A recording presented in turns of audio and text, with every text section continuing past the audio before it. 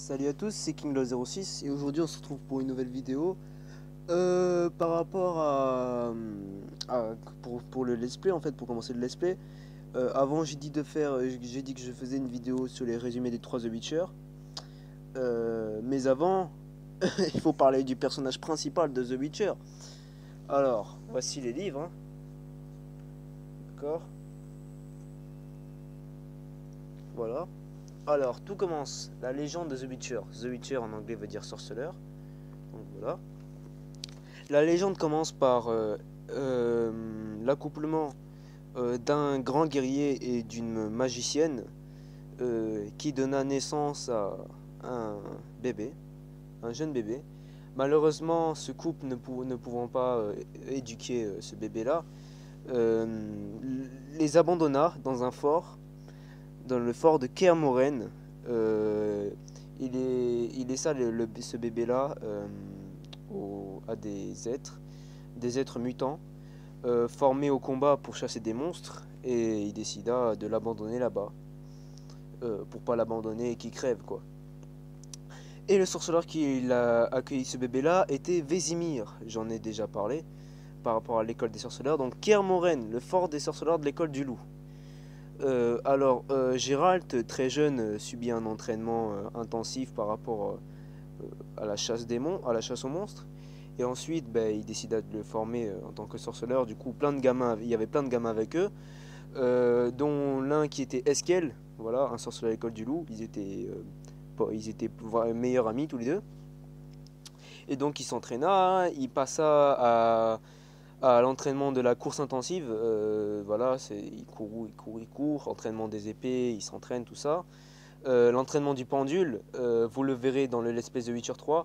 En fait, l'entraînement du pendule, je sais pas si vous voyez, alors, plein de poteaux, de poteaux suspendus au vide, d'accord. Et du coup, une lignée de poteaux.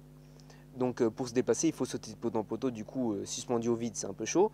Et en plus, ils font balancer au-dessus des poteaux une grosse poutre en bois immense. Ils la font balancer de gauche à droite. Du coup, ils doivent essayer non seulement d'esquiver cette poutre-là, mais aussi de la frapper.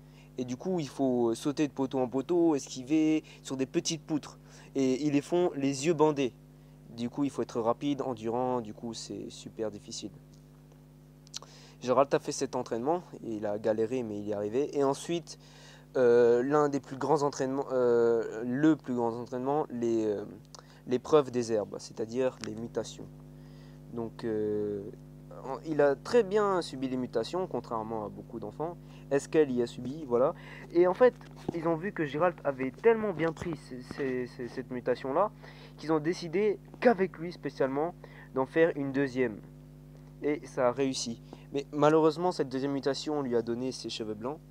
Mais du coup, bon, la première, on sait tous, à la première mutation, ils ont ses yeux de chat, ce visage pâle, enfin bref, les sorceleurs quoi. Et donc du coup voilà, il est devenu sorceleur, mais en plus il a subi deux mutations, donc Gérald de Rive.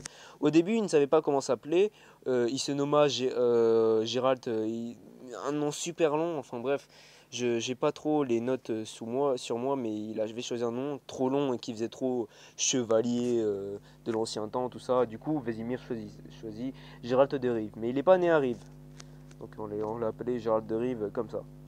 Son surnom, le loup blanc. Pourquoi le loup blanc? À cause de ses cheveux et de son teint pâle. Donc voilà.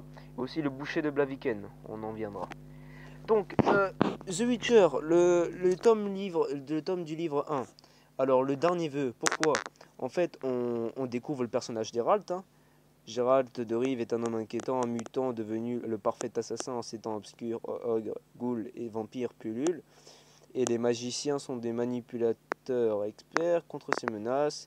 Il faut un tueur à gage à la hauteur. Et Gérald est plus qu'un guerrier ou un mage, c'est un sorceleur. Mais au cours de ses aventures, au terme de sa quête, il réalisera-t-il son dernier vœu, retrouver son humanité perdue. Voilà, sachant que les sorceleurs, ils ont créé une rumeur en sorte que à cause des mutations, ils n'ont plus aucun sentiment, tout ça. Mais ceci est faux en fait, c'est pour les craindre encore plus. Donc voilà, vous voyez. Hein. Épée en acier, tac, tac, et là, épée en argent. On voit pas le... Voilà. Donc voilà. Le dernier vœu, dans ce qui se passe, on voit Gérald faire plein de contrats, tout ça. En gros, on découvre le personnage de sorceleur et en plus on découvre Gérald de Rive. Et à la fin, il va assister à un banquet. Et du coup, c'était son dernier contrat dans ce livre. Du coup, il se demande mais pourquoi on m'emmène dans un banquet qu'est-ce qui se passe? Il est où le contrat? Et en fait, il va au royaume pour ce contrat-là. Il va à un banquet au royaume de Sintra. C'est un royaume qui a été malheureusement détruit ensuite, par la suite à la guerre. Il va rencontrer la reine, punaise, je retiens pas son nom. Il va rencontrer une reine qui commence à se faire vieille. Et du coup, il la rencontre et tout. Et la reine lui fait attends, ça va venir, ça va venir. Et en fait, alors si je me rappelle bien, ouais, j'ai un petit trou de mémoire.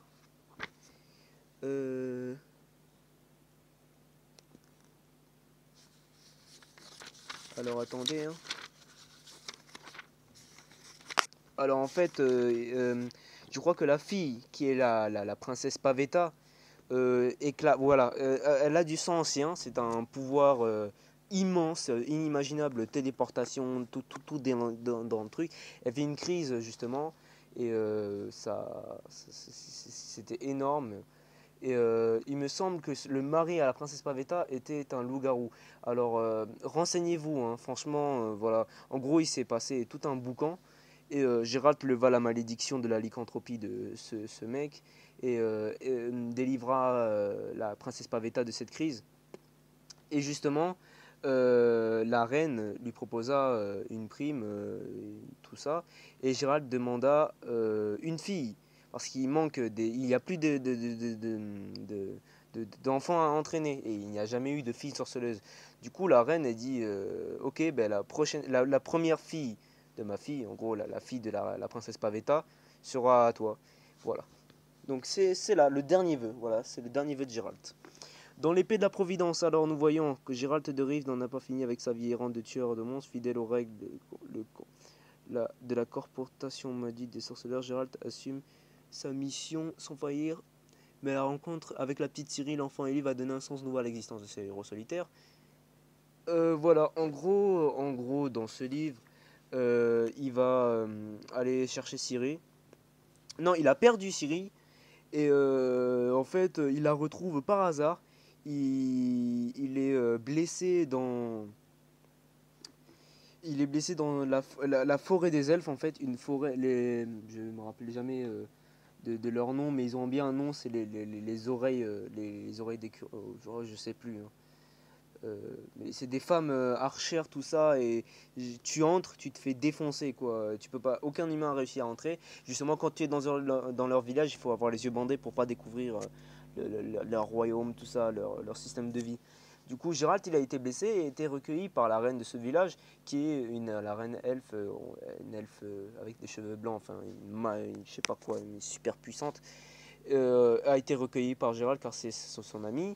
Et voilà. Et en fait, il rencontre par hasard une femme elfe guerrière, il me semble, si je dis pas de bêtises. Non, non, oui. Et il rencontre Ciri par hasard. Et en fait, voilà, ils se parlent et tout, et tout. Et à un moment, il rêve un grand choix. En fait, les elfes voulaient Ciri parce que Ciri, c'est la fille à la princesse Pavetta, euh, a du sang ancien aussi. Et du coup, les elfes veulent de ce pouvoir, mais Ciri choisit Gérald, de partir avec Gérald. Voilà. Le sang des elfes, en fait, c'est la grande guerre entre les humains et les elfes. Alors, le royaume de Sintra était entièrement détruit, voilà, le royaume de Ciri. Seule la petite princesse Ciri a survécu, alors qu'elle tente de fuir la capitale et croise le chemin de Gérald. Présentant chez l'enfant des dons exceptionnels, il l'a conduit à Kermoren, voilà. Et là où elle subit l'entraînement du pendule, tout ça, mais pas les mutations. Initiée aux arts magiques en fait, Ciri n'est pas du tout fort à la magie, elle n'arrive pas. Par contre, au niveau du sang ancien, l'ampleur de ses pouvoirs, voilà. Mais la princesse est en danger, un mystérieux sorcier est à sa recherche. Ouais, un sorcier voulait la capturer. Euh, menacer les amis du sorceleur, voilà. Je me rappelle pas trop de l'histoire, mais en gros c'est ça. Le temps du mépris, c'est la guerre, tout ça. L'heure n'est plus à l'entente cordiale entre les rois et les magiciens dans le pays du sorceleur. Quelque chose se trame qui va tourner au drame. La jeune Ciri, élevée pour devenir sorceleuse, se retrouve au cœur des rivalités. Qu'attend-on d'elle? Elle est, quelle est sa destinée? L'Assemblée générale des magiciens dévoilera les intrigues et révélera les traites. Qu'adviendra-t-il de Ciri, objet de toutes des convoitises? Gérald de Rive désormais lie à cet enfant comme un père à sa fille. Est-il capable de la sauver? Oui, les magiciens veulent aussi de cette fille, du coup c'est un bordel au niveau de la confrérie des magiciens, tout ça. Alors, Gérald, sachant que sa femme c'est Yennefer de Wengerberg, sauf que on verra après, enfin bref, on en parlera après. Le baptême du feu, voilà. En gros, il y a une femme guerrière et il y a Jasquier. En fait, il y a toute une. Il me semble que oui, non, non. Voilà, la jeune Ciri a été enlevée et est contrainte d'épouser l'empereur du Nilfgaard qui est Émir. Gérald de Rive se rue à son secours dans une seconde d'hésitation. Malgré ses blessures dans son dangereux périple, il sera accompagné par Jasquier, son fidèle ami barde. Ah non, c'est dans ce livre justement qu'il est blessé dans la forêt, tout ça. Oui, oui, oui, il est blessé dedans. Non, dans l'épée de la Providence, je me rappelle plus trop du début. Hein.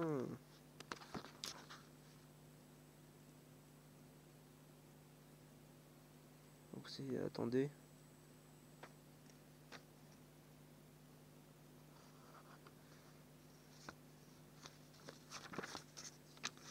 Euh... Non, non, non, c'est bien dans le baptême du feu qui est blessé.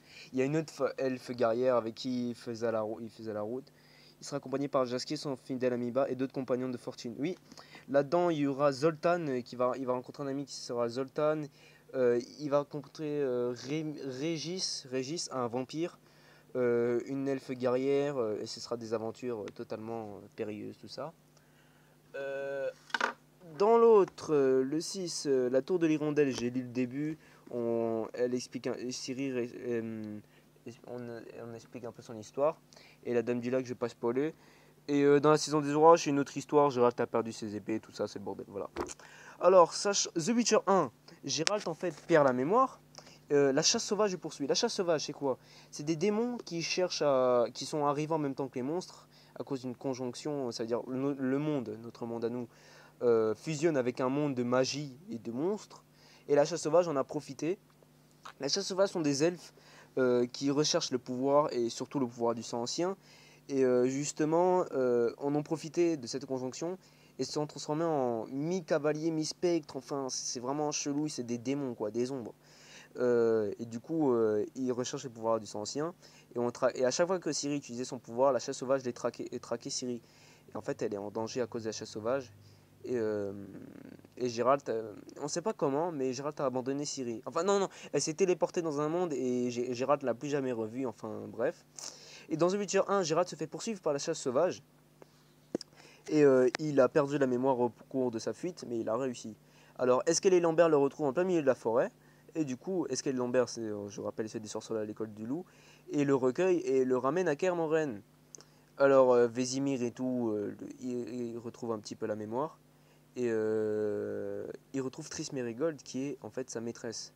Et Yennefer, en fait, on n'a plus donné cours à l'existence de Yennefer.